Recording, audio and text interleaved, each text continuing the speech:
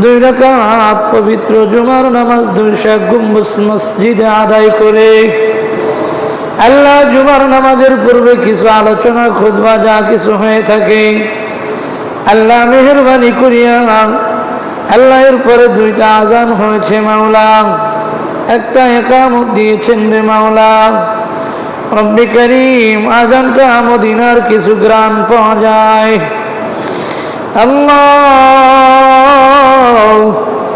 মেহেরবানি করে তাসবিহ তাহলিল দান সদকা যারা দান করেছেন মাওলা, মেহেরবানি করে প্রত্যেকের দানগুলোকে আপনি কবুল করে নেন।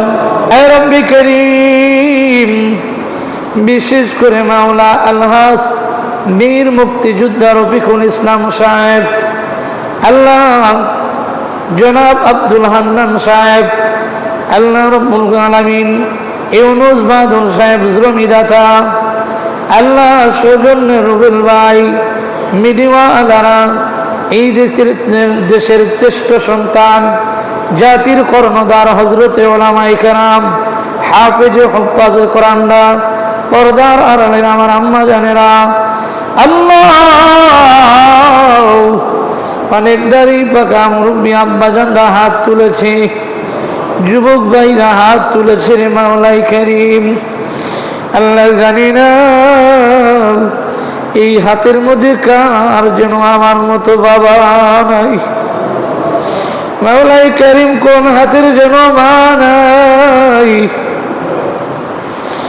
মাওলাই করিম কোন হাতের যেন আদরের বেটা বেটি খবরে চলে গেছেন। আল্লাহ বিশেষ করে মসজিদের প্রতিষ্ঠাতা 6টা ভাই দেশের সমস্ত মানুষদেরকে সহযোগিতায় নিয়ে আল্লাহ মসজিদ করেছেন। এই মসজিদের রফিকুল ইসলাম সাহেবের 3 নম্বর ভাই আব্দুল হান্নান সাহেব, মাওলাই করিম যখন মার কথা বললেন বাবার কথা বললেন মুখটা ছোট করেছে, বলল হুজুর একটু জমা পড়ে আমার বাবার কবরে যে একটু দোয়া করে যাবেন। আল্লাহ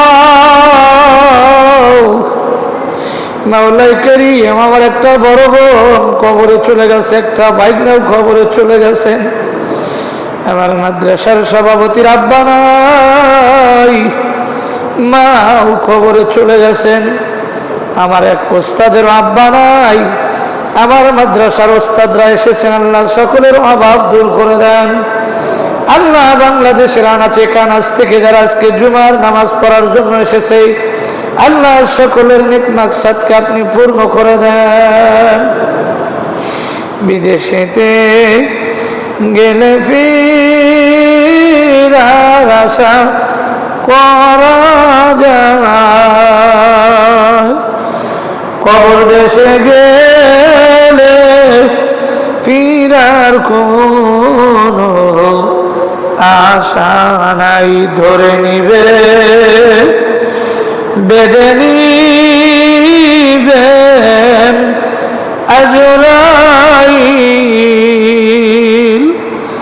ছেড়ে দিবে না হাজারো লোকে কাঁদিলে।